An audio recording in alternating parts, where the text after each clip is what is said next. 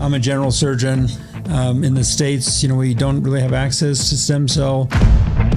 I am better talking to people if I experience something myself.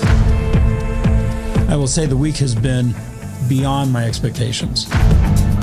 Seeing the real science behind these things has really been eye-opening, and it's just the beginning. I had a herniated disc a few years ago. I decided to take sort of a non-surgical route, even though I'm a surgeon. And so I did physical therapy, I did a lot of other things, but I've been having recurrent intermittent symptoms, low back pain. Just a few weeks ago, I couldn't stand from a sitting position, and I like to be active. So I don't want to stop doing anything. If there's I know a lot of people who just say, you know what, I'm not going to do those things anymore. And so seeing an opportunity, knowing that there was an opportunity of maybe some disc application for low back pain. Also, I've had really difficult problems with my ankles. And so I got a thorough evaluation and got some treatment for both those things. I wrote, my hope is for vitality, well-being, longevity, improved physical activity, and energy.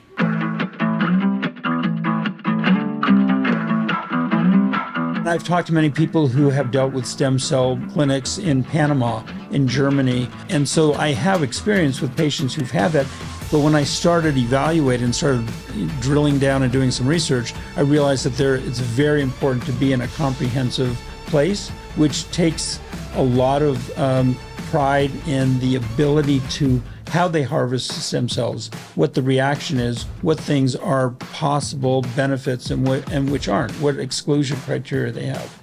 And so there's a wide range. Stem cell, just saying stem cell is like saying a bathing suit. There's a lot of different fabrics. There's a lot of different ways you can harvest it. Even in my world of mesh, patients talk to me and they go, I don't want mesh.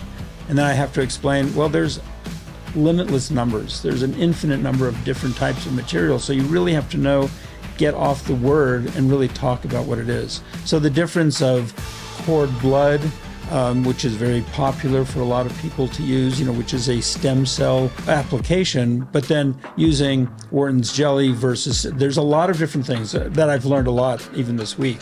And so it was important to me when I learned more about bioXcellerator, I realized that this was very much a scientific group that cared a lot and was executing good studies, good outcomes, incredible follow-up.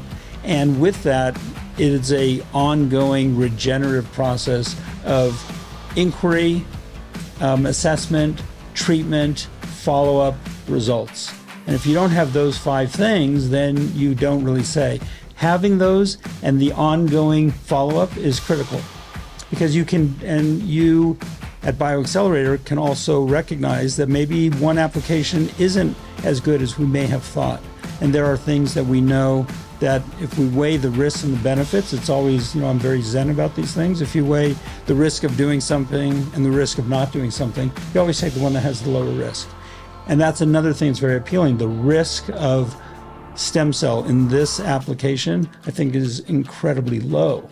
The potential benefits are exceedingly high.